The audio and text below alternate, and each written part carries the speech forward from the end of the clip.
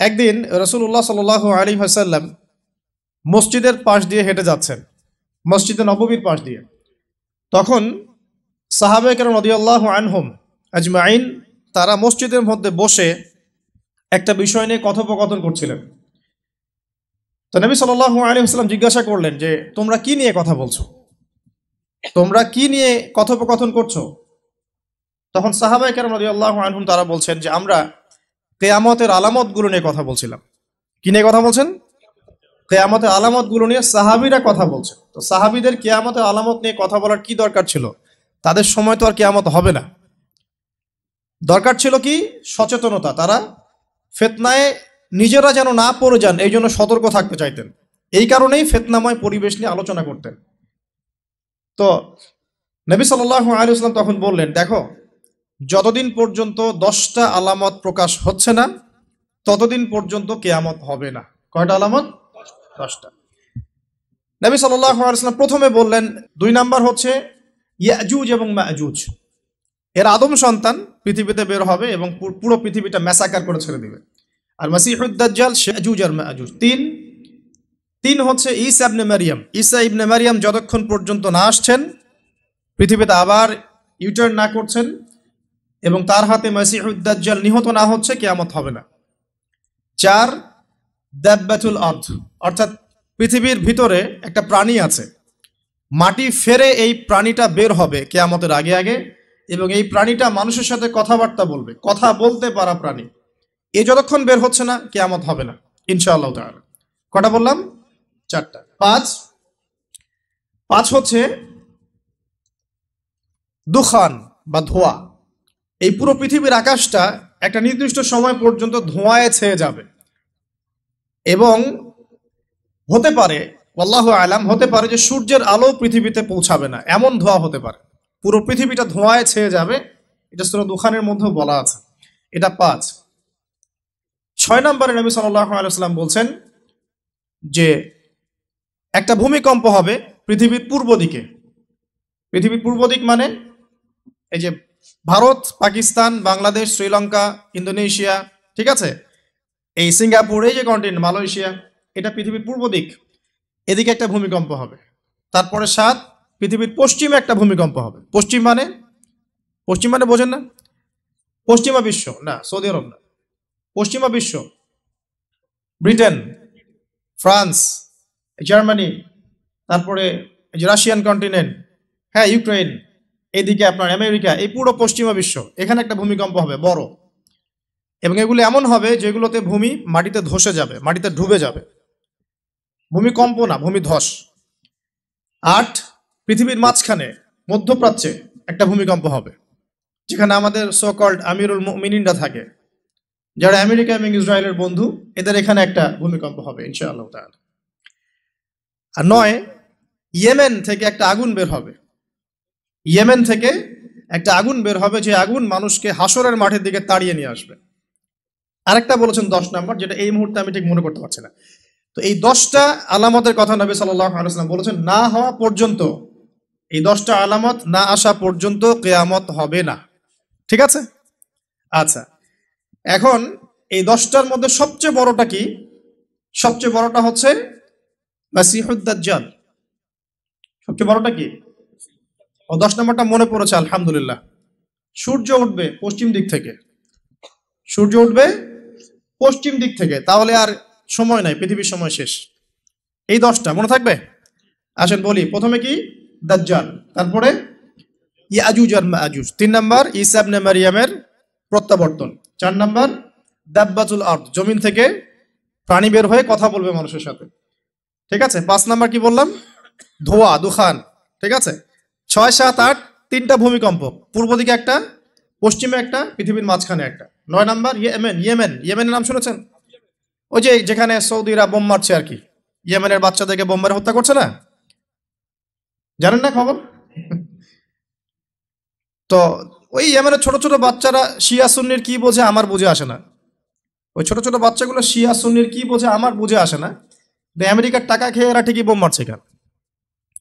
আর এই বোমগুলো তো এরা তৈরি করতে পারে না, আমেরিকার কাছ থেকে কিনে নেয়। তো ওই ইয়েমেন থেকে আগুন বের হবে, সেই আগুন মানুষকে হাসরের মাঠের দিকে তাড়িয়ে নিয়ে আসবে, এবং 10 যেটা বললাম সূর্য উঠবে পশ্চিম দিক থেকে, তখন তওবার দরজা বন্ধ হয়ে যাবে, তওবা আর করেও লাভ হবে না। দুইটা সময় তওবা করে লাভ নাই। একটা হচ্ছে মৌতের যন্ত্রণা শুরু হয়ে গেলে, মৃত্যুর যন্ত্রণা শুরু হয়ে গেলে আগে পা থেকে শুরু হয়ে আস্তে আস্তে গলার দিকে আসে।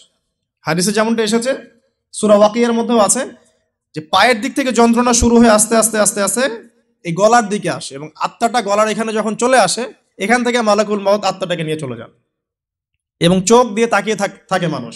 রুহটা চলে গেলে মানুষ চোখ দিয়ে তাকিয়ে থাকে, দেখবেন এই কারণে মৃত ব্যক্তি তাকিয়ে থাকে, চোখ খোলা থাকে, এবং তখন আসমান থেকে সিঁড়ি নামিয়ে দেওয়া হয়, ওই সিঁড়িতে করে আত্মা চলে যাচ্ছে, ও তাকিয়ে দেখে যে আত্মা চলে যাচ্ছে। এবং মানুষ মারা যাওয়ার পরে চোখ জীবিত থাকে অনেকক্ষণ।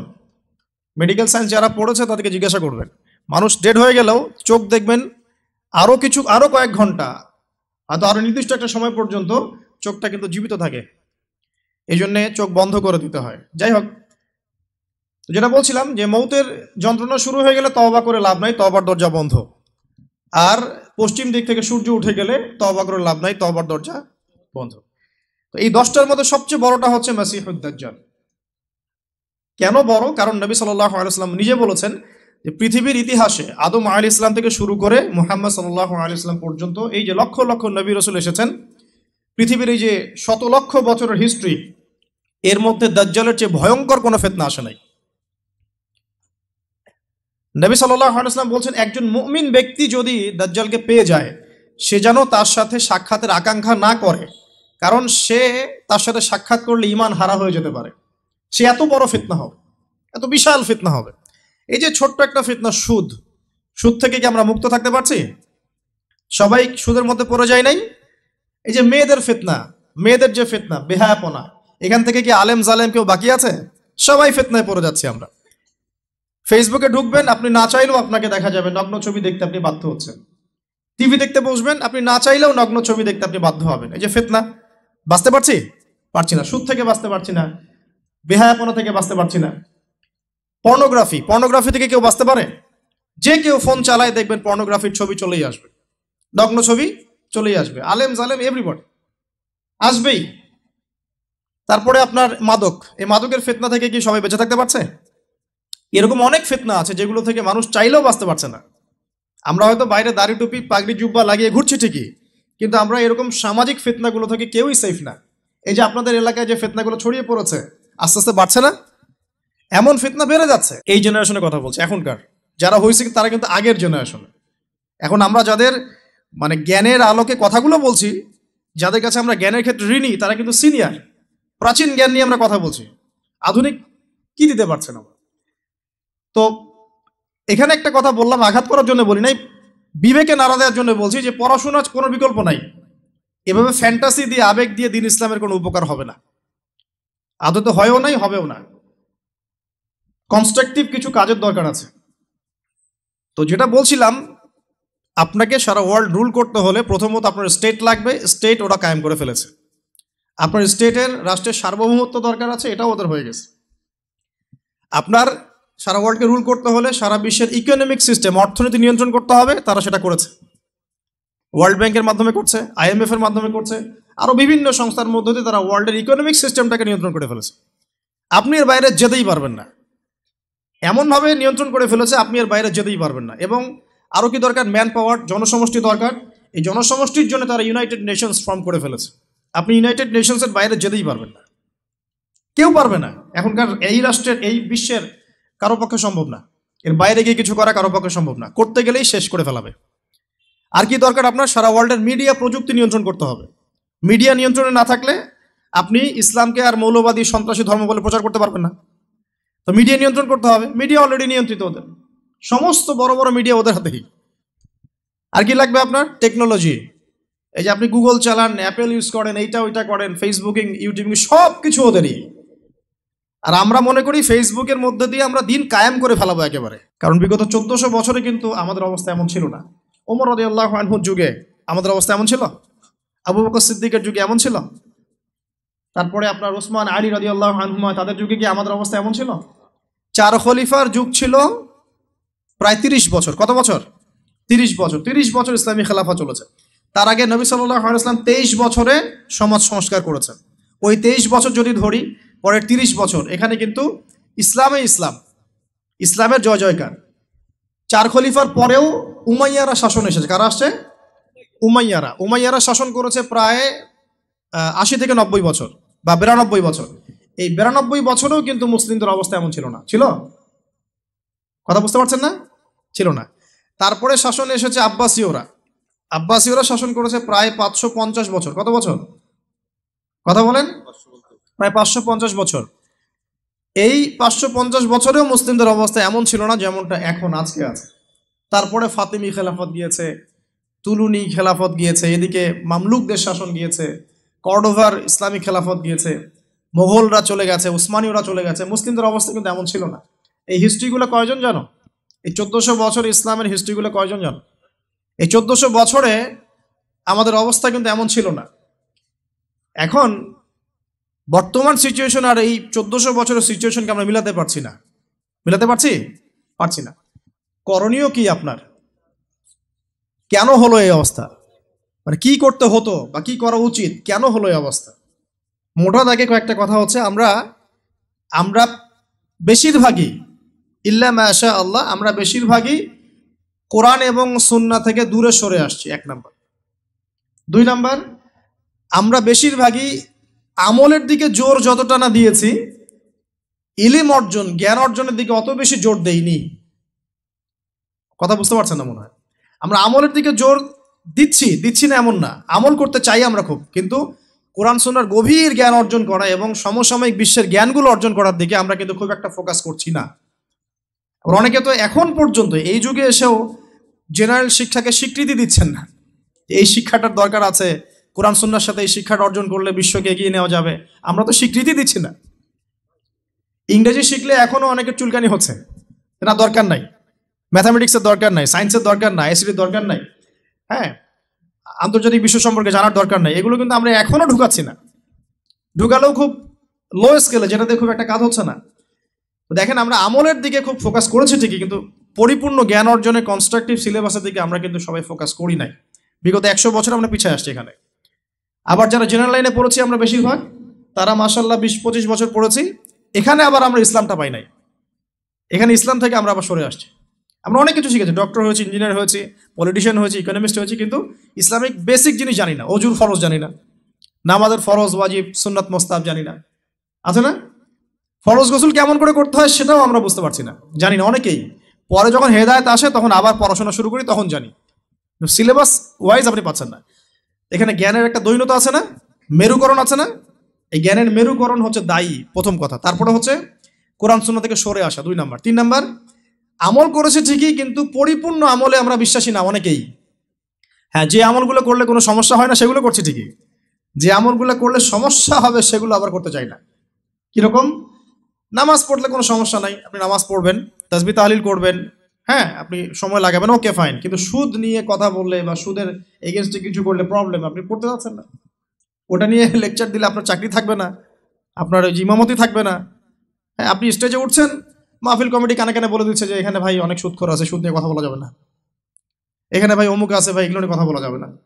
হ্যাঁ, আমাদের মাহফিলে যিনি দান করেছেন উনি আবার অনেক বড় তামাকের ব্যবসায়ী, তামাক নিয়ে কথা বলেন, যাই বলেন। এই যে পরিপূর্ণ যে আমল, মানে ইসলামের পরিপূর্ণতা, আমি আমল করব, পারি না পারি আগে বিশ্বাস তো করবো যে হ্যাঁ পরিপূর্ণটাই ইসলাম। এখন পারছি না, সেটা আলাদা বিষয়। এখান থেকে আমরা অনেকে সরে আসছি। আর কি দেখেন, আমরা কিন্তু আদর্শ পরিবারটা গড়তে অনেকে ব্যর্থ হয়েছি। 4 নাম্বার। 5 নাম্বার, পরিবারের একজন নামাজ পড়ে, বাকিরা পর্দা নাই, নামাজ নাই, খেয়ালও নাই আমাদের অনেকটা। আবার দেখবেন আমাদের মা বোনদের পর্দা শিথিলতা করে দিয়েছি আমরা, সব জায়গায় উন্মুক্ত হয়ে ঘুরছে। তার চেয়ে বড় কথা, আমরা কিন্তু অনেকে আবার হারাম রিজিকে ঢুকে গেছি। রিজিকের ক্ষেত্রে আমরা হালাল হারামে পরোয়া করছি না, সুদ ঘুষ জেনা ব্যভিচার সবখানেই আছি আমরা, দুর্নীতি সব জায়গায় আছে। তো এই আর কি কারণ। সবচেয়ে বড় কথা, ইউনাইটেড নেশনসটা, মানে আমাদের মুসলিম উম্মার ইউনিটিটা নষ্ট হয়ে গেছে। সবাই বাহ্যিকভাবে যদি বলি আমরা সবাই ভাই ভাই, কিন্তু আপোষে আমরা আসলে হিংসাত্মক মনোভাব মানে পোষণ করছি, বোথ পলিটিক্যালি এবং ধর্মতাত্ত্বিকভাবেও। দেখবেন এই যে সিজন আসবে, ইলেকশনের সিজন, নিজের ভাই, আপন ভাই ভাই মারামারি করবে। দেখবেন উভয় মুসলিম, ওই ভাইও মুসলিম, এক্স, এই ভাই ওয়াই, এও মুসলিম, এক্স ওয়াই মারামারি করে, দুজনে মুসলিম। দুনিয়ার জন্য, দুনিয়ার একটা ক্ষমতার জন্য উভয় ভাই ডেমোক্রেটিক পদ্ধতিতে গিয়ে মারামারি করে জীবন শেষ। অথচ দুইজনই আমার ভাই, দুইজন মরলে জানাজা পড়বো, তাই না? দুজনই মুসলিম, আমরা চাবো দুজনে জান্নাতে যাক। একইভাবে ধর্মের দিকে দেখবেন দুইটা মুসলিম দল এই রক্ত মাংস খাওয়াখাওয়ি করছে, দুইটা মুসলিম বক্তা একজন একজনকে কামড়াকামড়ি করছে, দুইটা মুসলিম মানে মানহাজের মানুষ উভয় একে অপরকে কাদা ছড়াছড়ি করছে। এই যে ছোট মানসিকতা, মানে কি বলবো, যে মিন মাইন্ডেড সাইকোলজি, এটা আমাদের উম্মার ভাঙনের জন্য অনেকটা দায়ী আর কি। আমরা লিবারেল হতে পারি নাই, উদার হতে পারছি না, সবাইকে ভাই মনে করতে পারছি না, এবং সবার কল্যাণকামী হওয়ার মানসিকতাটা হারিয়ে যাচ্ছে। এই জিনিসগুলো আমাদের পিছিয়ে পড়ার অন্যতম কারণ হয়ে দাঁড়িয়েছিল আর কি। আর পলিটিক্যাল ইস্যুগুলো তো বাদ, কারণ আমরা তো ওই লেভেলে যাই নাই। এখন তো ইসলামিকভাবে ওইটা সব জায়গায় ইম্পোজ করা হয় নাই, এই কারণে আপনি ওয়ার্ল্ড অ্যাফেয়ার্সে গিয়ে ইসলাম নিয়ে কথা বলতে পারছেন না। তো অনেকগুলো কারণেই আমরা পিছিয়ে পড়েছি। এই কারণগুলো কিভাবে সলভ করা দরকার সেটা আপনারা আরও ভালো বুঝতে পারছেন। জ্ঞান অর্জনের দরকার আছে, এখন আমল বাড়িয়ে দেওয়ার দরকার আছে, আদর্শ পরিবারের প্রয়োজন আছে, হালাল রিজিকের প্রয়োজন আছে, পর্দায় চলে আসার দরকার আছে, আমাদের আগামী প্রজন্মকে মানুষ করার দরকার আছে, উম্মার ঐক্যবদ্ধতার পিছনে কাজ করার দরকার আছে, এবং ইসলামের বিরুদ্ধে যে বিভ্রান্ত মতবাদগুলা এগুলোর বিপক্ষে দালিলিক জবাব দেওয়ার প্রয়োজন আছে। এখন এভাবে কিন্তু আমরা আবারও ওই নতুন জায়গায় আসতে পারবো ইনশাল্লাহ। আমি হতাশাবাদীদের অন্তর্ভুক্ত নই আমি ব্যক্তিগতভাবে, এবং এই উম্মা কখনো হতাশ হবে না ইনশাআল্লাহ। কারণ নবী সাল্লাল্লাহু আলাইহি ওয়াসাল্লাম মাত্র 23 বছরের মধ্যে যদি আইয়ামে জাহিলিয়াতকে পরিবর্তন করে ফেলতে পারেন, তাহলে সেই আল্লাহ যদি জীবিত থাকেন, সেই নবীর সুন্নাহ যদি জীবিত থাকে, এবং সেই কোরআন যদি আমাদের হাতে থাকে, আজকেও সম্ভব সারা ওয়ার্ল্ডের প্রেক্ষাপট পরিবর্তন করা। আমরা বড় স্বপ্ন দেখতে চাই, ছোট স্বপ্ন দেখবেন কেন, বড় স্বপ্ন দেখবেন। এই স্বপ্নের উপর দাঁড়িয়েই তো ইনশাআল্লাহ ইমাম মাহদী এই বিশ্বে ইসলাম প্রতিষ্ঠা করবেন না? তিনি কেমন করে করবেন? তিনি তো একা, কেমন করে করবেন? নিঃসন্দেহে তার কিছু মানুষ থাকবে যারা তার মতো করে চিন্তা করে, যারা পরিপূর্ণ ইসলাম পালনে নিজেকে উৎসর্গ করতেও প্রস্তুত থাকবে।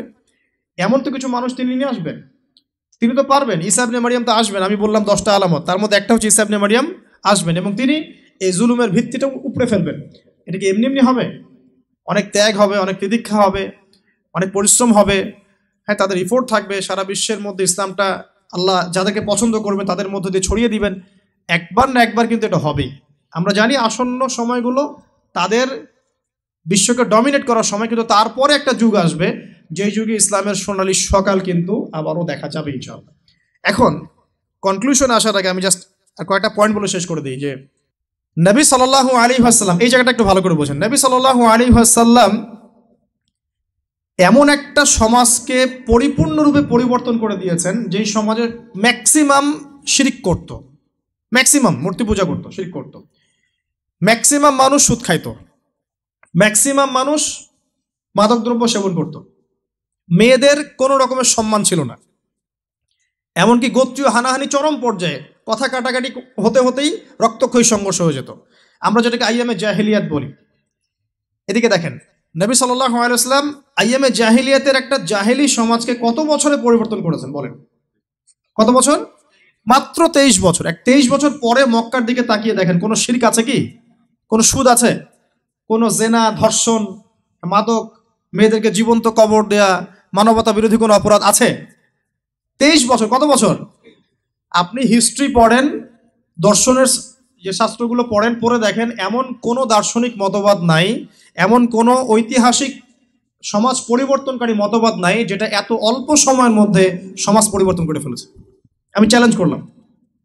আমি নিজে পড়েছি হিস্ট্রি, আপনি পড়েন, আমরা ফিলোসফি পড়েছি, আপনি পড়েন, যে কোনো সভ্যতার কথা বলেন, ওই মার্ক্সীয় সভ্যতার কথা বলেন, আপনি ইতালির সভ্যতা বলেন, ব্যাবিলনের কথা বলেন, চাইনিজ বলেন, রোমকদের বলেন, কোনো সভ্যতাই মাত্র 23 বছরের ব্যবধানে সমাজ পরিবর্তন করতে পারে না।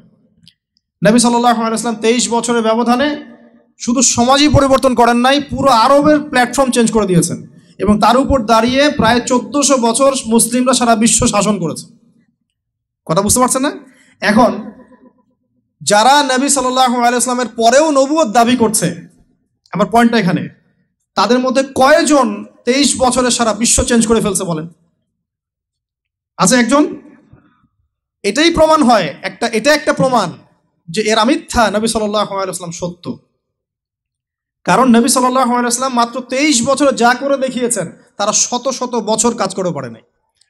এতে প্রমাণ হচ্ছে যে আল্লাহ রাব্বুল আলামিনের পক্ষ থেকে নির্বাচিত নবী ছিলেন মুহাম্মদ সাল্লাল্লাহু আলাইহি ওয়াসাল্লাম, এবং তারা আল্লাহর পক্ষ থেকে নির্বাচিত মানুষ নন।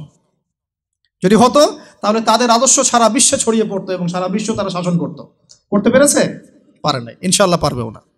আরো প্রমাণ দেখেন।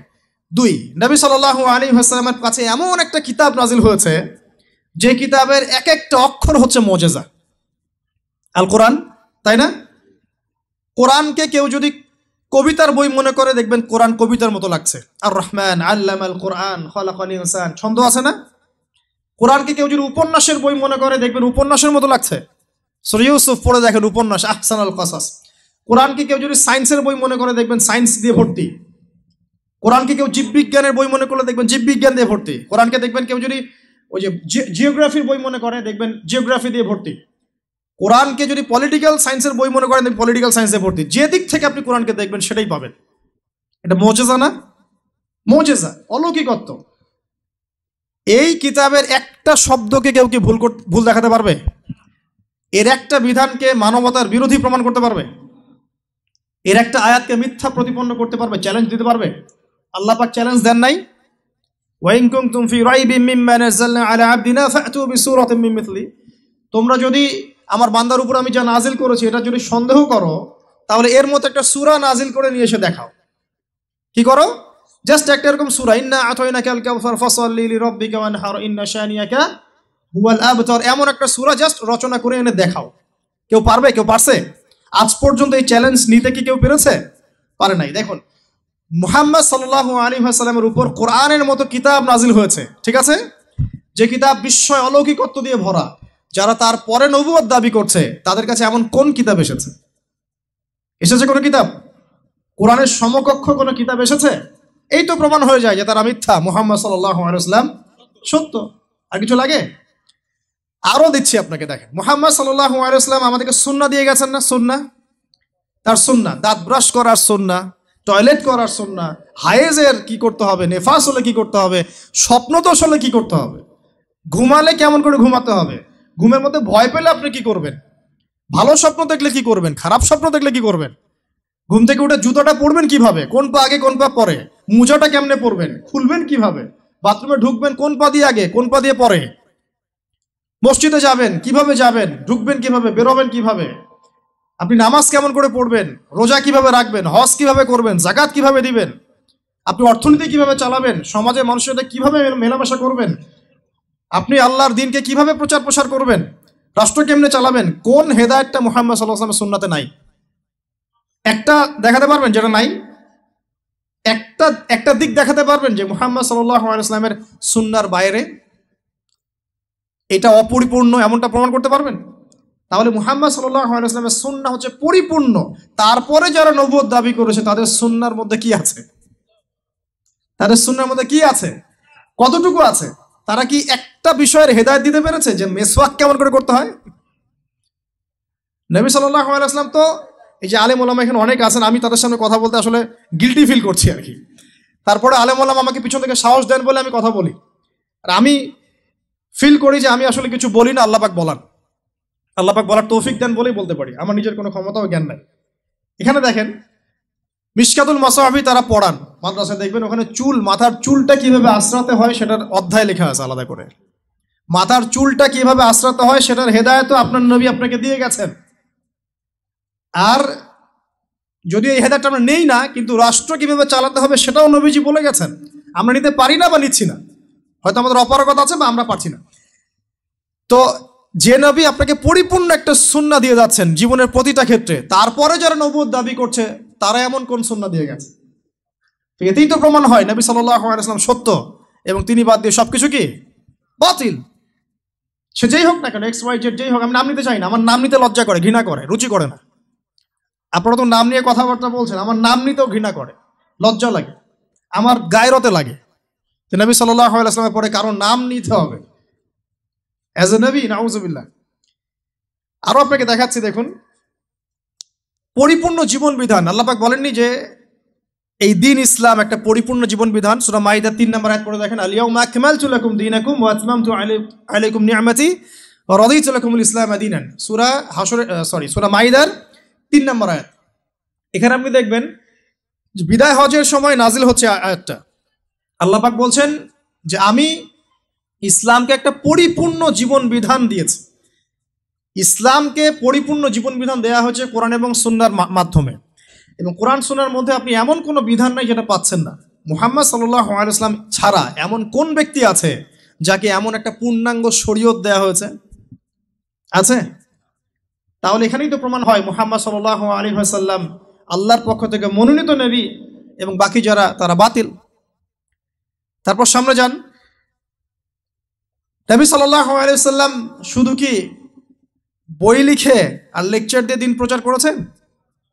প্রথম 3 বছর গোপন দাওয়াত দিয়েছেন। দেখেন 23 বছর, প্রথম 3 বছর গোপন দাওয়াত দিয়েছেন, পরে তিনি প্রকাশ্য দাওয়াত দিয়েছেন।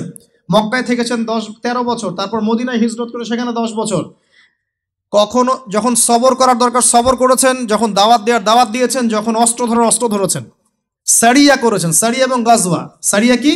যেখানে নবী সাল্লাল্লাহু আলাইহি ওয়াসাল্লাম অন্য কাউকে আমির হিসেবে দায়িত্বে পাঠিয়েছেন।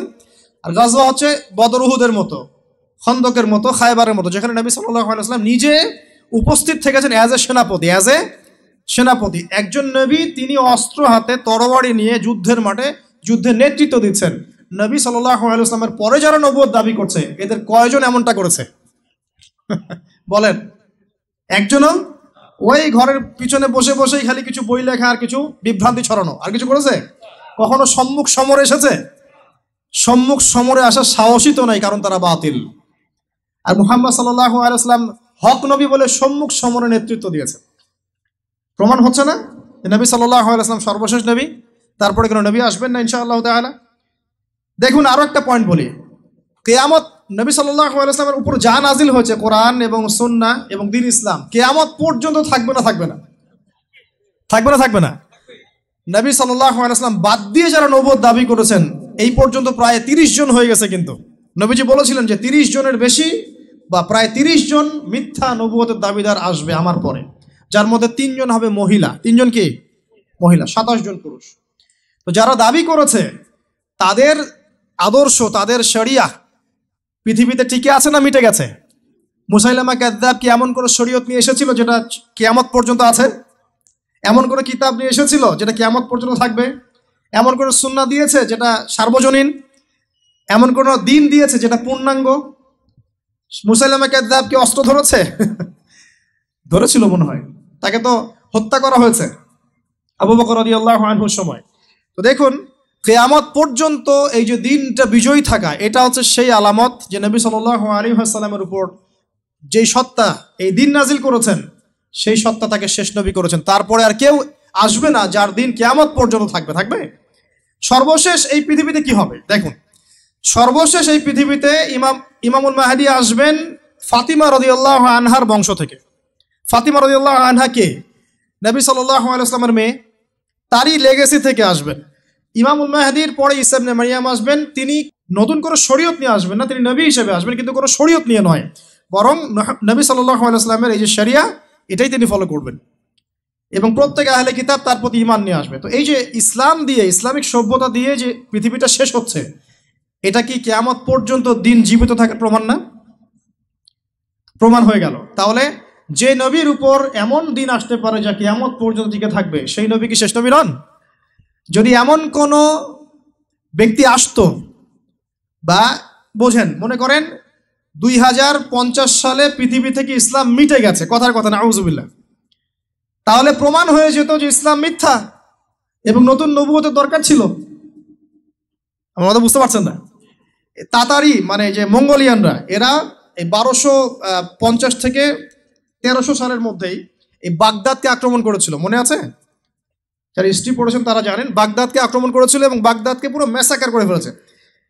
তখন ওদের হাতে যদি পৃথিবীর সমস্ত মুসলিমরা শেষ হয়ে যেত আর ইসলাম এখন পর্যন্ত না আসতো, আমরা বুঝতাম ইসলাম মিথ্যা। আল্লাহ পাকের এই প্রতিশ্রুতি মিথ্যা, কারণ এটা 1200 সালে থেমে গেছে। আল্লাহ পাক বলছেন ইসলাম শেষ পর্যন্ত থাকবে। যদি থেমে যেত তাহলে আরো নবী আসার দরকার ছিল, নবুয়তের দরকার ছিল। যেহেতু থামে নাই, কিয়ামত পর্যন্ত থামবে না, অতএব নবী আসারও দরকার নাই। অতএব শেষ নবী তিনি যথেষ্ট, আর নবী আসার দরকার নাই। কখন দরকার হতো? যখন যদি এই শরীয়তটা থেমে যেত, তখন আবার নতুন করে কিতাব আসতো, আবার নতুন করে নবী আসতো। সেটা এখন হচ্ছে না। অতএব এটা আমাদের প্রমাণ যে নবী সাল্লাল্লাহু আলাইহি ওয়াসাল্লামের পরে কোনো নবী আসবেন না। এরপরে আসেন আর কয়েকটা পয়েন্ট বলে শেষ করে দেই, একটু আধ্যাত্মিক লেভেলে যাই। পৃথিবীর ইতিহাসে এমন কোনো মানুষ আছে যাকে আল্লাহ পাক মাটি থেকে আসমানে উঠিয়ে আরশে আজিম পর্যন্ত নিয়ে গেছেন?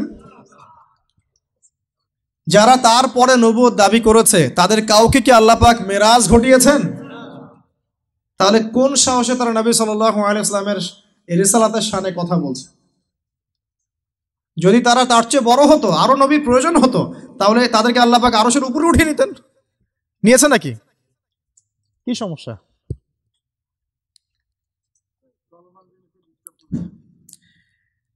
মেরাজের কথা বলছিলাম যে নবী সাল্লাল্লাহু আলাইহি ওয়াসাল্লাম ছাড়া কি অন্য কাউকে মেরাজ করা হয়েছে? অন্য নবীদের কথা আমরা বাদ দিচ্ছি, নবী সাল্লাল্লাহু আলাইহি ওয়াসাল্লামের পরে যারা নবুয়ত দাবি করছে তাদের কাউকে কি মেরাজ ঘটানো হয়েছে? হয় নাই। অতএব নিঃসন্দেহে নবী সাল্লাল্লাহু আলাইহি ওয়াসাল্লামের কথা সত্য, বাকিদের কথা কি মিথ্যা। ওয়াহি জিবরাইল আলাইহিস সালাম আল্লাহর পক্ষ থেকে এসেছেন, নবীজিকে জড়িয়ে ধরেছেন, ধরে বলেছেন পড়ুন। নবীজি বলছেন মা আনা বিকারি, আমি তো পড়তে জানি না। আবার বলছেন ইকরা, পড়ুন। নবীজি বলছেন মা আনা বিকারি, আমি তো পড়তে জানি না। ইকরা বিসমি রাব্বিকাল্লাযী খালাক, কোরআন নাজিল হলো। ওয়াহিটা কি? আল্লাহর পক্ষ থেকে প্রত্যাদেশ। কে নিয়ে আসবেন? জিবরাইল আলাইহিস সালাম। নবী সাল্লাল্লাহু আলাইহি ওয়াসাল্লামের ইন্তেকালের পরে কি আর কখনো জিবরাইল আলাইহিস সালাম কারো কাছে এসেছে? কেউ কি বলতে পারবে আমার কাছে জিবরাইল এসেছে? যার কাছে জিবরাইল আসবে সে তো নবী হয়ে যাবে। আমার কথা বুঝতে পারছেন না? যার কাছে জিবরাইল আলাইহিস সালাম নবুয়ত নিয়ে আসবে, ওহী নিয়ে আসবে, সে তো নবী হয়ে যাবে। যারা তারপরে নবুয়ত দাবি করেছে তাদের কারো কাছে কি জিবরাইল আলাইহিস সালাম ওহী নিয়ে এসেছেন? আসেন নাই। তাহলে প্রমাণ হয়ে গেল তারা নবী নন। আর ওহী ছাড়া তো নবী হওয়ার কথা না। নবী কখন হবে একজন? যখন তার কাছে আল্লাহর পক্ষ থেকে কি আসবে? ওহী আসবে। ইলহাম তো অন্য জিনিস। ইলহাম তো মূসা আলাইহিস সালামের মায়ের কাছেও এসেছে। তা কি মূসা আলাইহিস সালামের মা কি নবী? কথা বুঝতে পারছেন না মনে হয়। মূসা আলাইহিস সালামকে ভাসিয়ে দেওয়ার জন্য আল্লাহ পাক আদেশ করছেন যে ফেরাউনের দলবল এই বাচ্চা কাচ্চা দেখলে কেটে ফেলবে একদম।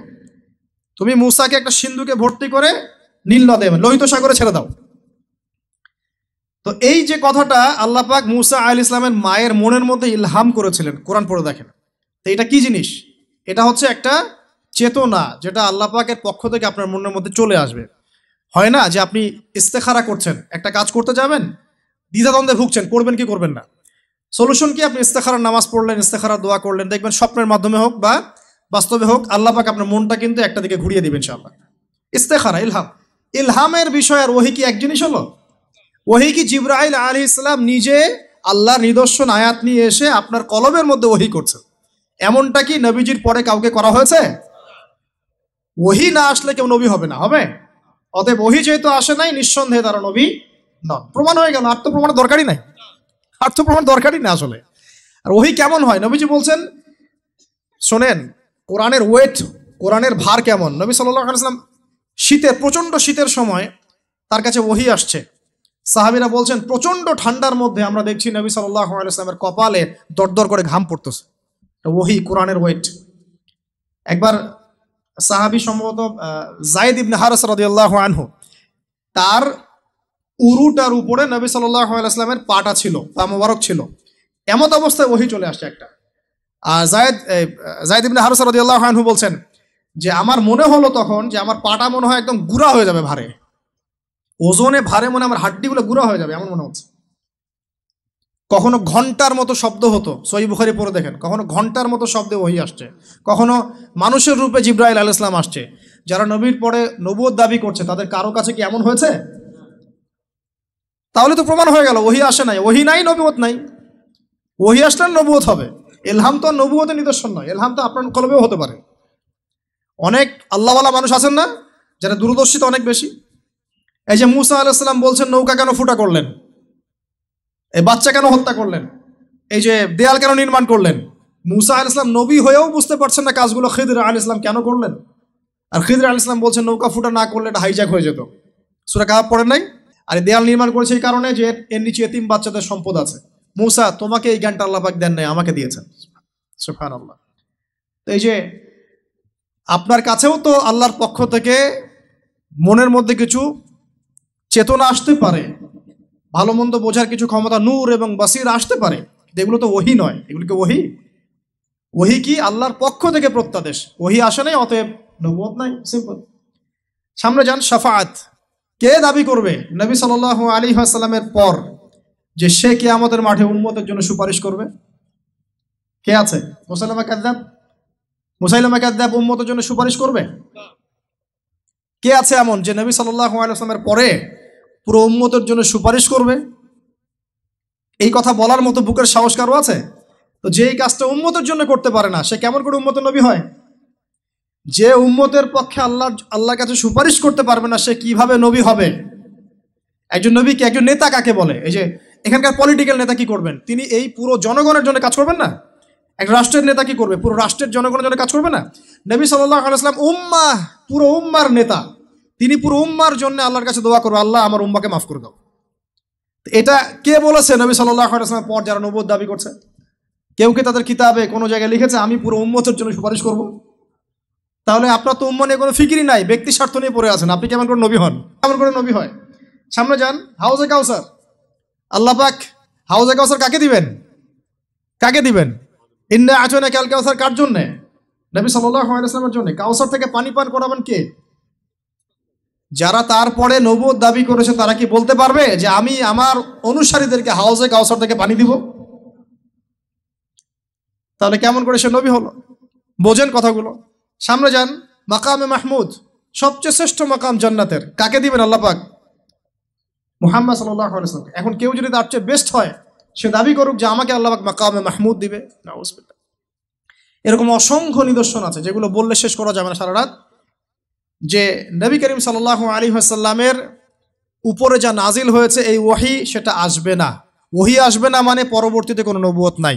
জিবরাইল আলাইহিস সালাম পৃথিবীতে আর ওহী নিয়ে আসবেন না।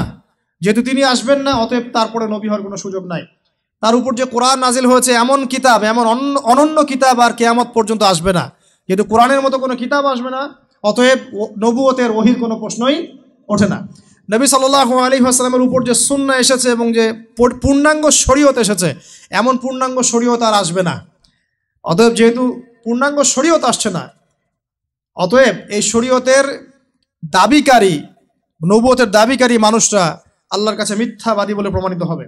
এছাড়া যে কথাগুলো বললাম যে কিয়ামত পর্যন্ত তার দিনের স্থায়িত্ব, নবী করিম সাল্লাল্লাহু আলাইহি ওয়াসাল্লামের মেরাজ ঘটানো, তার শাফাআত, তার হাউজে কাউসার, তার মাকামে মাহমুদ, উম্মার জন্য আমভাবে সুপারিশ, এরকম অসংখ্য ঘটনা আছে যেগুলো দিয়ে আমরা প্রমাণ করতে পারি যে নবী করিম সাল্লাল্লাহু আলাইহি ওয়াসাল্লামের মধ্য দিয়ে আল্লাহ পাক দ্বীন ইসলামটাকে পরিপূর্ণ করে দিয়েছেন এবং এরপরে ওহী আসার বা এখান থেকে কিছু মাইনাস করার কোনো সুযোগ আর রাখেন নাই।